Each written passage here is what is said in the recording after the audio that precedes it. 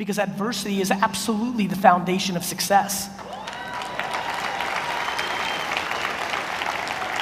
The other thing I know is I have bad news. Nobody gives a fuck about your problems.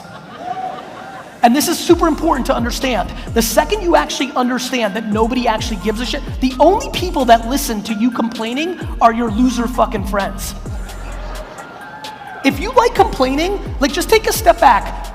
Look around the next time you're complaining about the government or you know, racial or feminine or, I had a guy sit in front of me the other day crying that his life was bad because he was a white male. Rich white male. I was like, oh shit, we've gone everywhere now. You're either on the offense or defense.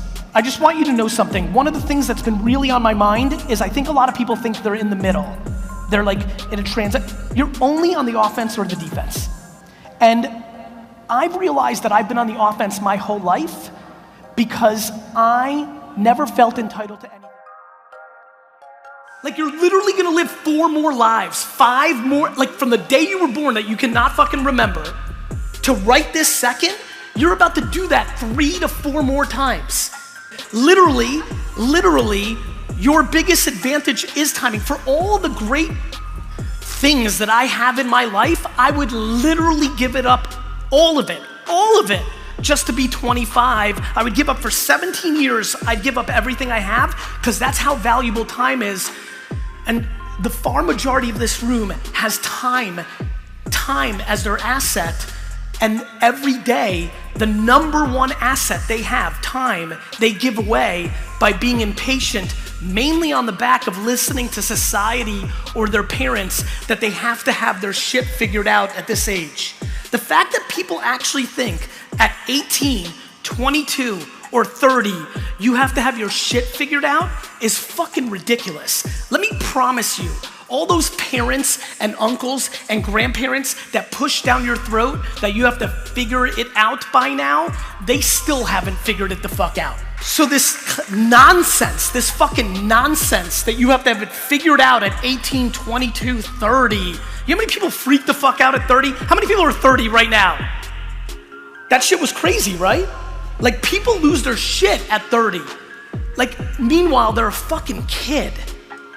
And so I'm unbelievably aware lately that one of the, you know, people are always like, why do you win? And I talk about my parents and not coming from anything.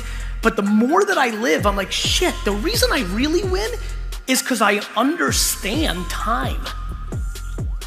And listen, I know I can get hit by a bus or get terminally ill. I get it. Here's the problem. That's far more unlikely for the majority of us.